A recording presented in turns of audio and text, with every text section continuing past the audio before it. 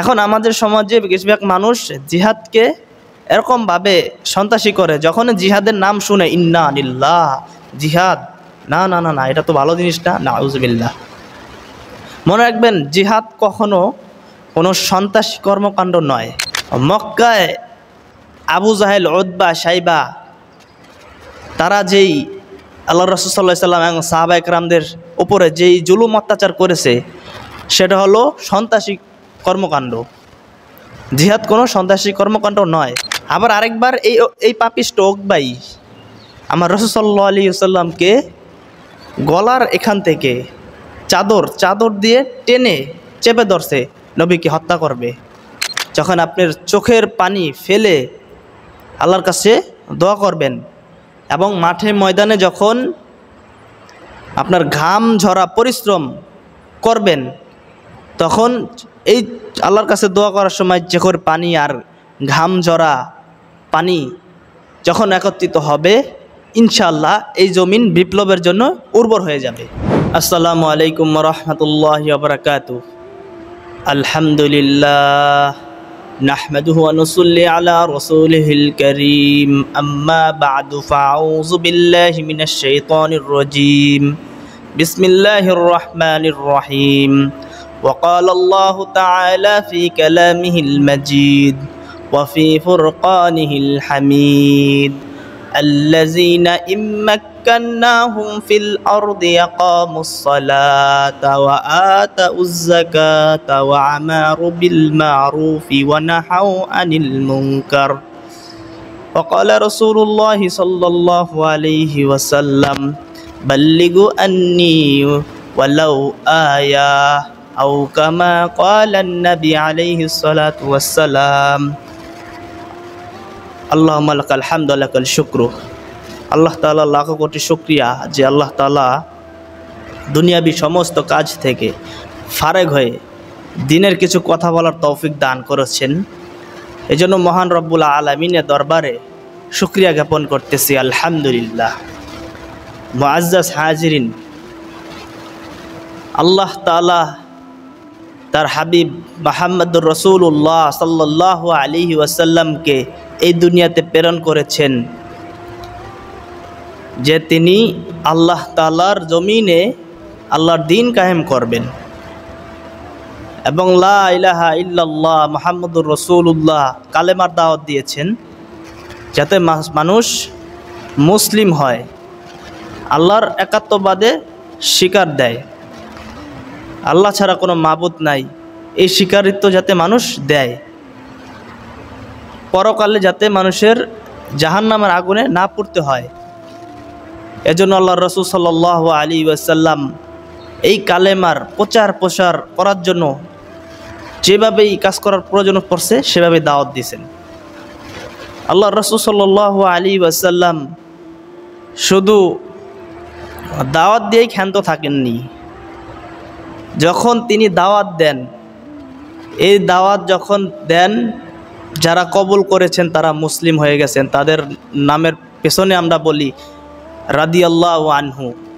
আর যারা আল্লাহ রসুলের এই দাওয়াত গ্রহণ করে নেই, তারা হালাক বরবাদ হয়ে গেছে, কাফের হয়ে গেছে। তো মক্কার কাফেররা দাওয়াত গ্রহণ করে নাই, বরঞ্চ আরও আল্লাহ রসুল সাল্লাল্লাহু আলাইহি ওয়াসাল্লামের উপর জুলুম অত্যাচার করা হয়েছে, তারা করেছে। তো এই দিনকে আল্লাহ রাসূল সাল্লাল্লাহু আলাইহি ওয়াসাল্লাম তিনি দাওয়াত দিয়েছেন যাতে আল্লাহর জমিনে আল্লাহর দ্বীন প্রতিষ্ঠা করা যায়। এবং তিনি শুধু দাওয়াত দিয়ে এখানে থাকেন নাই, তিনি দাওয়াতের সাথে সাথে জিহাদও করেছেন। যখন আল্লাহ তাআলার কাছ থেকে জিহাদের কথা এসেছে, এখন আমাদের সমাজে বেশিরভাগ মানুষ জিহাদকে এরকমভাবে সন্ত্রাসী করে, যখন জিহাদের নাম শুনে ইন্না লিল্লাহ জিহাদ, না না না না, এটা তো ভালো জিনিস না, নাউজুবিল্লাহ।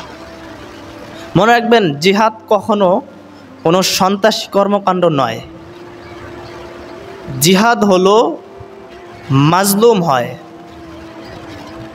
জুলুমের অত্যাচার সহ্য করে ওই জুলুম প্রতিহত করার জন্য জিহাদ। মক্কায় আবু জাহেল, উতবা, সাইবা, তারা যেই আল্লাহ রাসূল সাল্লাল্লাহু আলাইহি ওয়াসাল্লাম এবং সাহাবা একরামদের উপরে যেই জুলুম অত্যাচার করেছে সেটা হলো সন্ত্রাসী কর্মকাণ্ড। জিহাদ কোনো সন্ত্রাসী কর্মকাণ্ড নয়। আপনার এই সন্ত্রাসী কর্মকাণ্ড দুনিয়া থেকে বিদায় করার জন্য আল্লাহ তাআলা জিহাদের বিধান দিয়েছেন। জিহাদ হলো পবিত্র। আর আবু জাহেলরা যেই কর্মকাণ্ড করেছেন সেটা হলো সন্ত্রাসী কর্মকাণ্ড। আল্লাহর রাসূল সাল্লাল্লাহু আলাইহি ওয়াসাল্লাম মসজিদুল হারামে বাইতুল্লাহতে নামাজ পড়তেছেন। আবু জাহেল এক ব্যক্তিকে বলল যে মুহাম্মদ যখন সেজদায় যাবে, কে আছো, মুহাম্মদ যখন সেজদায় যাবে অমুক এলাকায় যাবে, ওটে, নারী, বুড়ি, পচা এগুলো নিয়ে আসবে, নিয়ে যখন মুহাম্মদ সাল্লাল্লাহু আলাইহি ওয়াসাল্লাম যখন সেজদায় যাবেন তখন এগুলো তার পিঠের উপরে ছেড়ে দিবে। এক পাপিষ্ট, উতবা নামে এক পাপিষ্ট, সে দাঁড়িয়ে গেছে এবং আবু জাহেলের কথা মতো সে তাই করেছে। রাসূল সাল্লাল্লাহু আলাইহি ওয়াসাল্লাম ওই ওটে, নারী, বুড়ি, পচা নিকৃষ্ট জিনিসের ভারে উঠতে পারতেছেন না, মাথাটা উঁচু করতে পারতেছেন না, সেজদায় লুটে পড়ছেন। আবার আরেকবার এই পাপিষ্ট উকবাই আমার রাসূল সাল্লাল্লাহু আলাইহি ওয়াসাল্লামকে গলার এখান থেকে চাদর দিয়ে টেনে চেপে ধরছে, নবীকে হত্যা করবে। আবু বকর সিদ্দিক রাদিয়াল্লাহু আনহু আসলেন এবং ওই পাপিষ্টকে, উকবাকে একটা ধাক্কা দিছেন যে তুমি কি এই কারণে একটা লোককে মারতে চাও যে লোকটা বলে আমার রব আল্লাহ, যার কারণে তিনি যেই দিনের প্রচার নিয়ে এসেছেন তার জন্য তিনি দলিলাদ্দা দিয়েছেন, তারপরও তোমরা বিশ্বাস করতেছো না। তো এইভাবে আল্লাহ রাসূল সাল্লাল্লাহু আলাইহি ওয়াসাল্লামকে এক দুই দিন নয় এবং তার সাহাবায়ে কেরামকে টানা 13 বছর নির্যাতন নিপীড়িত করেছেন। বেলাল রাদিয়াল্লাহু আনহুকে মরুভূমির গরম উত্তপ্ত মরুভূমির উপরে শুয়ে পাথর চাপা দিয়েছেন। কত জুলুম অত্যাচার করেছেন, এরকম একদিন দুই দিন নয়, টানা 13 বছর। ওই সময় সাহাবায়ে কেরামদের ক্ষমতা ছিল বা তারা চাইতো যে আমরা এই জুলুমের প্রতিহত করি, কিন্তু আল্লাহর তরফ থেকে কোনো আদেশ আসতেছে না, তারা সবর করতেছিলেন। আল্লাহ রাসূল সাল্লাল্লাহু আলাইহি ওয়াসাল্লাম যত জুলুম অত্যাচার সহ্য করেছেন, সবর করেছেন। আল্লাহ তাআলা সূরাতুল নাহলের 127 নম্বর আয়াতে বলেন ওয়াসবির ওয়ামা সবরুকা ইল্লা বিল্লাহি, হে নবী আপনি ধৈর্য ধারণ করুন, আপনার ধৈর্য আল্লাহর তৌফিকে হবে। তো রাসূল সাল্লাল্লাহু আলাইহি ওয়াসাল্লাম ধৈর্য ধরেছেন এবং ধৈর্য তিনি দাওয়াত বন্ধ রাখেনি, দাওয়াত দিয়ে চলেছেন। তো যখন রাসূল সাল্লাল্লাহু আলাইহি ওয়াসাল্লামরা তারা মদিনায় চলে আসলেন, এরপর আল্লাহ তাআলা জিহাদের যুদ্ধের অনুমতি দিয়েছেন।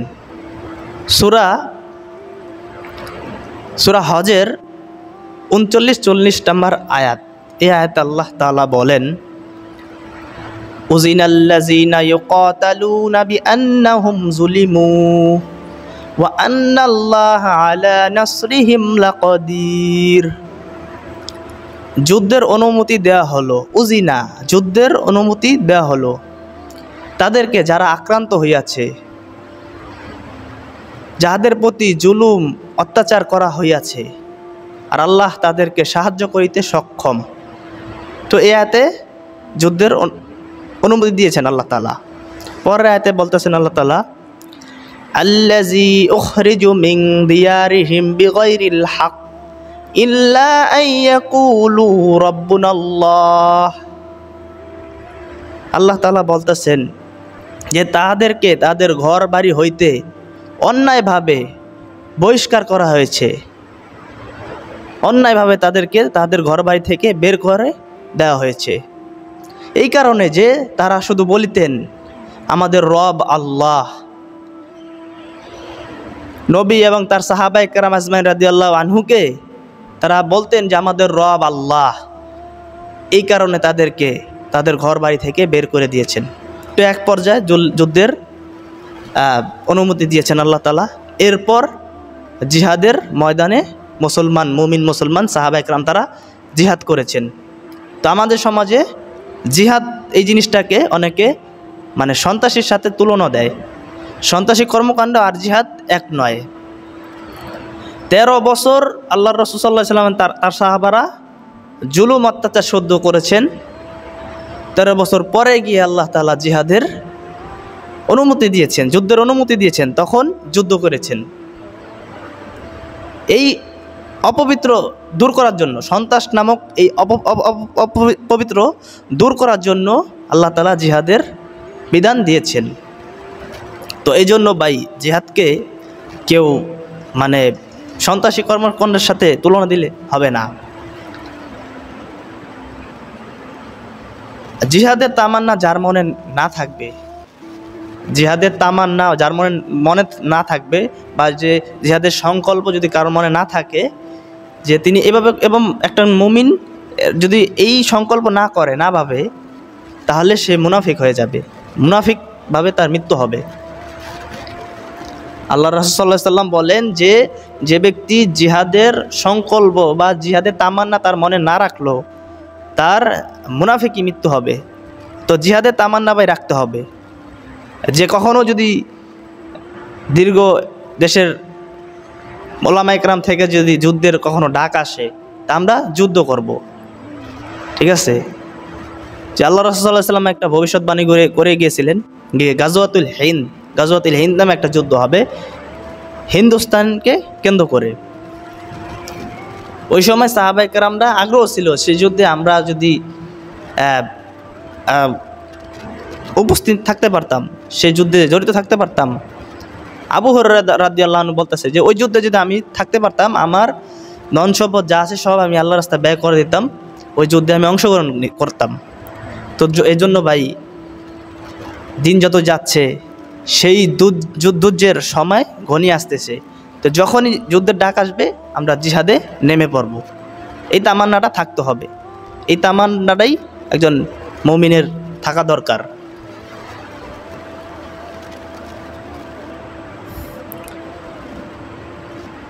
তো এরপর যখন সাহাবায়ে কেরামরা তারা এবং আল্লাহ রাসূল সাল্লাল্লাহু আলাইহি ওয়াসাল্লাম তারা রাষ্ট্র যখন কায়েম করলেন, মদিনা রাষ্ট্রতে তারা আল্লাহর বিধান কার্যকরী করলেন এবং মক্কা বিজয় করলেন। সারা মক্কা আরব রাষ্ট্র তারা মুসলমানদের আয়ত্তে আসলো, আল্লাহর বিধান দিয়ে পরিচালিত করতে থাকেন। তো এইভাবেই চলতেছিল। যে আমাদের সমাজে বর্তমানে নাই, কারণ কি? আমরা তাগুতের দাসত্বে পড়ে আছি। তাগুত কাকে বলে? সমস্ত সীমালঙ্ঘন, আল্লাহর সাথে শিরিক করে, যে শিরিক করে আল্লাহর সাথে, তার বিধান আমরা মানতেছি। আমরা প্রতিবার একটা ভুল করি। আমাদের দেশে এক তাগুত যায়, আরেক তাগুতকে ধরি, এজন্য আমাদের ভাগ্যের চাকা করতেছে না। এবং কি যেই তাগুতরা দেশে দল কায়েম করে, প্রধানমন্ত্রী হয়, তারা নারী। যে যারা আমাদের শিখায়, হ্যাঁ, আমেরিকা, তারা 47 বার প্রেসিডেন্ট পাল্টাইছে, কিন্তু একটা বারও নারী বসাইল না। গোলামির জিনজির ঢুকিয়ে দেওয়ার জন্য শুধু আমাদের দেশে নারী চাপিয়ে দেয়। তো আল্লাহর জমিনে বর্তমানে আমাদের বাংলাদেশে দিন কায়েম নাই। আল্লাহর জমিনে আল্লাহর দিন কায়েম করা দরকার। আমরা 3টা কাজ করব। এই 3টা কাজ যখন করব, ইনশাআল্লাহ তাআলা আল্লাহর জমিন যখন উর্বর হয়ে যাবে, এই জমিন যখন বিপ্লবের জন্য উর্বর হয়ে যাবে, তখন এই জমিনে আল্লাহর দিন খেলাফত কায়েম হবে। তো এই জন্য আমাদের করণীয় আছে। আমরা 3টা করণীয় করব। আল্লাহর কাছে দোয়া করব, খাস দিলে আল্লাহর কাছে যেরকমভাবে খাস দিলে দোয়া করব, এরকমভাবে মাঠে ময়দানে এই 3 কাজের জন্য আমরা সব যা করার দরকার সব করব। আমরা 1 নাম্বার আল্লাহর কাছে দোয়া করব, 2 রাকাত নামাজ পড়ে, 2 রাকাত নামাজ পড়ে, নফল নামাজ পড়ে, জানামাজে পড়ে আল্লাহর কাছে হাত তুলে দোয়া করব, আল্লাহ আপনি আমাদের দেশে আর কিয়ামতের আগ পর্যন্ত কোনো নারী নেতৃত্ব দিয়েন না, কোনো নারীকে প্রধানমন্ত্রী আমরা দেখতে চাই না এই বাংলাদেশের জমিনে। কেন? কারণ আল্লাহ রাসূল সাল্লাল্লাহু আলাইহি ওয়াসাল্লাম বলেছেন, সহিহ বুখারীর ৭০৯৯ নাম্বার হাদিস, লান ইউফলিহা কওমুন ওয়াল্লাউ আমরহুম ইমরাআতা, সে জাতি কখনো সফল হবে না যে জাতি তাদের নেতৃত্বর ভার কোনো নারীর হাতে তুলে দেয়। তো আমরা তো সফল হব কেমনে? আমরা আগেই নারীকে বসায় রাখছি প্রধান, দেশের প্রধান সে একজন নারী। নারী থাকলে তো আমরা সফল হব না, আমরা হতবাগা হব, সারা জীবন আমরা হতবাগা হয়ে থাকব। তো যে সমস্ত দল যারা হতবাগা থাকতে চায় তারা নারী বসাতে পারবে, সমস্যা নেই, তারা বসাক। কিন্তু আমরা মুমিন মুসলমান যারা আছি, যারা আল্লাহ এবং তার রাসূলের আদেশ বিশ্বাস করি, আমরা চাই না কখনো যে এই আল্লাহর জমিনে প্রধান কোনো নারী শাসক থাকবে, কোনো নারী শাসক প্রধান থাকবে, এটা আমরা চাই না। এজন্য আমরা এটা এই প্রথম কাজের জন্য আল্লাহর কাছে দোয়া করব। ঠিক তেরমভাবে মাঠে ময়দানে যখন যেভাবে প্রয়োজন হয়, সংগ্রাম প্রয়োজন হয়, ওলামায়ে কেরামদের সাথে যদি যোগ দিয়ে এই নারী প্রধানমন্ত্রী হতে পারবে না, এটার জন্য আমরা যা করা দরকার তাই করব, মাঠে ময়দানে কাজ করব, সংগ্রাম করব, ঠিক আছে, প্রতিবাদ জানাবো যে নারী নেতৃত্ব আমরা চাই না, এটা আমাদের করতে হবে। ঠিক যেরকম আমরা আল্লাহর কাছে দোয়া করে বলবো, সেরকম এই কাজটা বাস্তবায়ন না করার জন্য আমরা মাঠে ময়দানে কাজ করব। এই একটা গেল বাংলাদেশের থেকে, আর কিয়ামত আগ পর্যন্ত কোনো নারী নেতৃত্ব চাই না। এবার আসেন 2 নম্বরে চাব, আল্লাহ আপনি আমাদের দেশে শরিয়া আইন কায়েম করে দেন। আমাদের দেশে বাংলাদেশে আল্লাহ আপনার কোরআনের আইন অনুযায়ী এই দেশ চলবে, এই শরিয়া আইন আপনার বিধান কার্যকরী করে দেন। এটার জন্য আল্লাহর কাছে আমরা দোয়া করব। ওকে, বাংলাদেশে শরিয়া আইন চায় না কারা? এটা একটা প্রশ্ন, যে বাংলাদেশে বেশিরভাগ মানুষ মুসলিম, 90% মানুষ মুসলিম, যে দেশে বেশিরভাগ মানুষ মুসলিম থাকে সেই দেশে তো আল্লাহর বিধানই কার্যকর হয়ে যাওয়ার কথা, সেই দেশ ওইভাবে চলার, আল্লাহর বিধান দিয়ে চলার কথা হইতেছে না কেন? যখন প্রশ্ন করবেন যে বাংলাদেশে সব মুসলমান, সে দেশে শরিয়া আইন চায় না কারা? শরিয়া আইন চায় না তারা কোনো না কোনো অপরাধী যারা। শরিয়া আইন চায় না তারা কোনো না কোনো অপরাধী যারা। চোর চাইবে না শরিয়া আইন কায়েম করতে, সে ভাববে আমার হাত কাটা যাবে শরিয়া আইন চালু করলে। দর্শক চাইবে না শরিয়া আইন কায়েম করতে, কারণ দর্শক জানে যে শরিয়া আইন যদি কায়েম করা হয় তাহলে পাথর মেরে হত্যা 100 বেত্রাঘাত দেওয়া হবে, পাথর মেরে হত্যা রজম 100 বেত্রাঘাত দেওয়া হবে। যারা নাটক সিনেমা করে তারা কোনো নারীর কাছে হাত স্পর্শ করতে পারবে না, বাংলাদেশে সুদভিত্তিক অর্থনীতি করতে পারবে না, এরকম হাজারো অপরাধ মানে যারা করতেছে তারা করতে পারবে না শরিয়া আইন কায়েম হয়ে গেলে। তো যারা চায় না তারা চায় না, কিন্তু আমরা যারা মুমিন মুসলমান তারা তো আমরা চাই যে আল্লাহর জমিনে আল্লাহর শরিয়া কায়েম বাস্তবায়ন হোক। তো এটা আমরা আল্লাহর কাছে দোয়া করব, এবং সব সময় বাংলাদেশে খেলাফত চালু হওয়ার জন্য, আল্লাহর বিধান চালু হওয়ার জন্য, শরিয়া আইন কায়েম হওয়ার জন্য, এটার জন্য বেশি বেশি দাওয়াত দিব এবং মাঠে ময়দানে দাওয়াত দিব, এবং এই শরিয়া আইন কায়েম করার জন্য যা করতে হয় আমাদের তাই করতে হবে। এই 2টা। 3 নম্বরে আমরা আল্লাহ তাআলার কাছে দোয়া করব, আল্লাহ আপনি আমাদের দেশে এরকম একজন শাসক দেন যে শাসক মৌলিক 4টা কাজে প্রাধান্য দিবে, মৌলিক 4টা কাজে প্রাধান্য দিবে। আল্লাহ রাব্বুল আলামিন সূরাতুল হজের 41 নম্বর আয়াতে বলেন, আল্লাযীনা ইম্মাক্কান্নাহুম ফিল আরদি আকামুস সালাত। যখন আমি জমিনে কাউকে ক্ষমতা দান করব তখন যাতে 4টা কাজ সে বাস্তবায়ন করে। 1 নম্বর আকামুস সালাত, সালাত কায়েম করা। এখন বলতে পারেন যে রাষ্ট্রের সাথে সালাতের কায়েম বিধানের কি। আর যদি দেখেন ওমর রাদিয়াল্লাহু আনহু যখন আমিরুল মুমিনিন খলিফাতুল মুসলিমিন যখন হয়, তার জমানায় বেনামাজি লোক খুঁজে পাবেন না। বেশিরভাগ মানুষ নামাজি ছিল, তারা নামাজি ছিল। তো রাষ্ট্রপ্রধান যদি চাপ দেয় যে আমার রাষ্ট্রে যারা আছে সবার নামাজ পড়া বাধ্যতামূলক যদি করে, তাহলে এটা বেশিরভাগ মানুষ নামাজ পড়বে। রাষ্ট্রীয়ভাবে চাপ দিতে হবে। যেরকম আমাদের বাংলাদেশে করোনার সময় রাষ্ট্রীয়ভাবে চাপ দেওয়া হয়েছিল যে সবার মুখে মাস্ক পরা বাধ্যতামূলক, সবার পরতে হবে। তখন সবাই মাস্ক পরছে। আপনার অফিস আদালত, হ্যাঁ, তারপর হলো গিয়া হসপিটাল, তারও বেশি।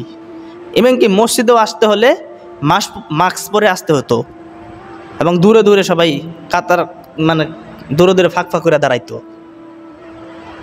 তো একটা জিনিস দেখেন, রাষ্ট্র যখন চাপ দিয়েছে যে সবার মাস্ক পরা বাধ্যতামূলক, তখন দেশের জনগণ বেশিরভাগ মাস্ক পরেছে। তো এরমভাবেই যখন রাষ্ট্র চাপ দেবে যে আমাদের দেশে যারা মুসলিম আছে সবার নামাজ পড়া বাধ্যতামূলক, নামাজ পড়তে হবে, ওমর রাদিয়াল্লাহু আনহুর সময় নামাজ না পড়লে তাকে শাস্তি দেওয়া হতো। তো এরকমভাবে চাপ দিতে হবে। তখন একটা রাষ্ট্রপ্রধান সে নামাজের গুরুত্ব দিবে, তখন তার দেশের বেশিরভাগ মানুষ নামাজ পড়বে।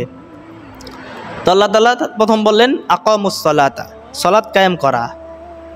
হ্যাঁ, 2 নাম্বার বললেন ওয়া আতাউজ যাকাতা, যাকাত কায়েম করা, যাকাত ভিত্তিক অর্থনীতি চালু করা।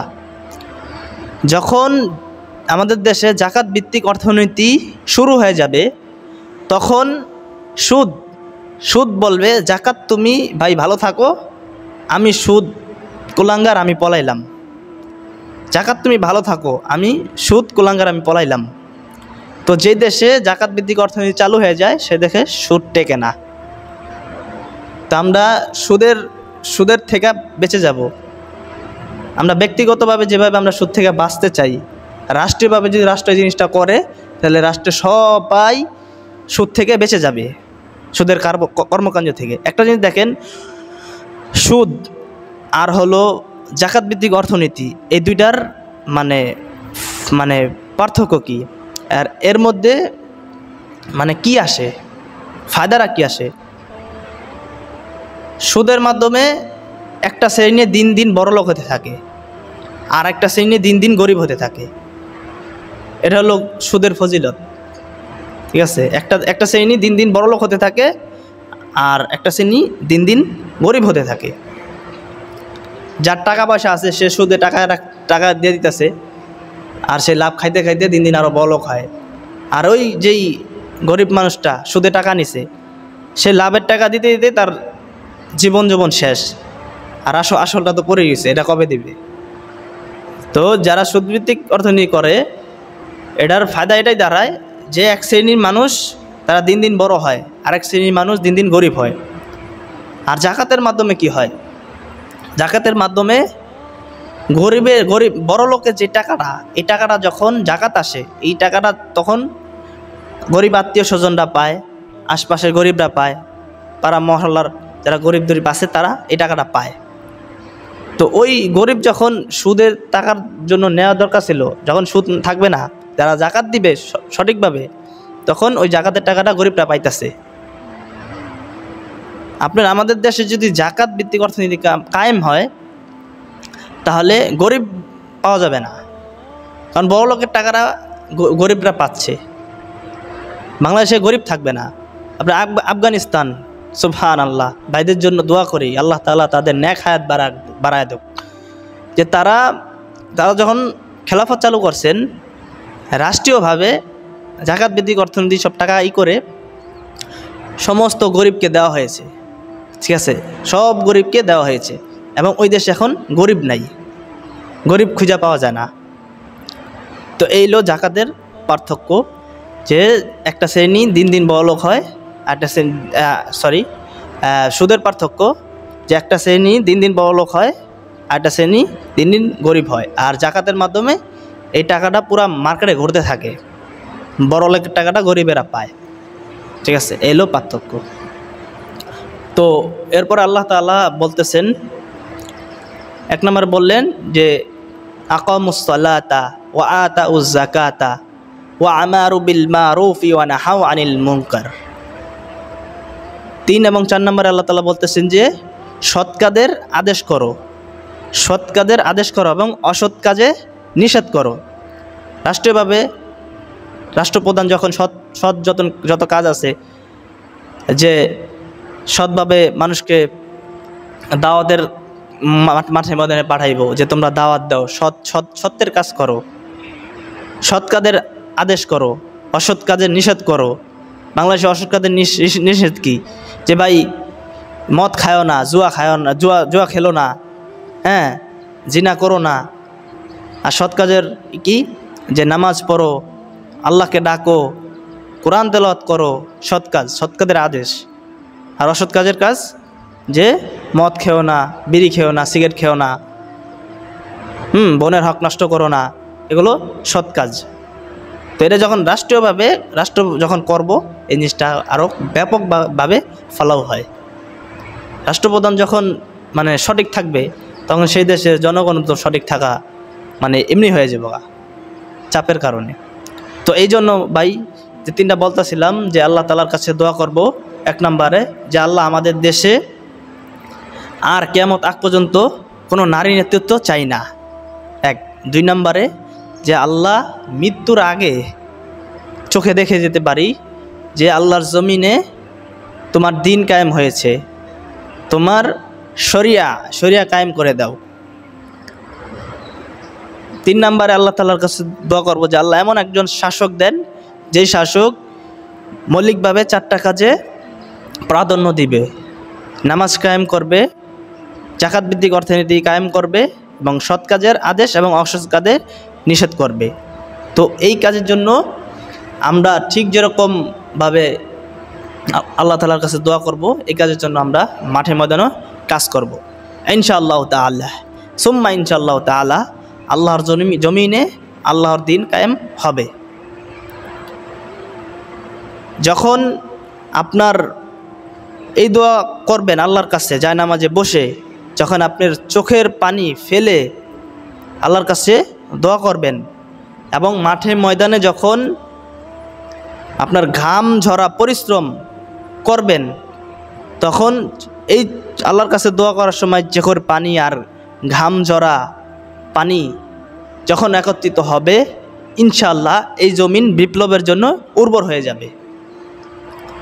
যখন কোনো দেশের জনগণ এটা চেষ্টা করে যে আল্লাহর জমিনে আল্লাহর দিন কায়েম করার জন্য যা করার দরকার তাই করব এবং আল্লাহর কাছে যত বেশি দোয়া করার দরকার করব, কান্নাকাটি করে কেঁদে আল্লাহর কাছে দোয়া করব, যখন এই 2 কাজ আমরা সবাই একসাথে করতে পারবো, ইনশাআল্লাহ সেই জমিন বিপ্লবের জন্য উর্বর হয়ে যাবে ইনশাআল্লাহ। আল্লাহ তাআলার কাছে সে আশা, সেই মানে প্রত্যাশা আমরা সবসময় রাখব। তো যাই কথাবার্তা বললাম, আল্লাহ তাআলা আমাদের সবাইকে, আমাকে এবং আপনাদের সবাইকে করা তৌফিক দান করুক। সবাই ভালো থাকবেন, সুস্থ থাকবেন। ওয়া আখির দাওয়ানা আনিল হামদুলিল্লাহি রাব্বিল আলামিন। আসসালামু আলাইকুম ওয়া রাহমাতুল্লাহি ওয়া বারাকাতুহু।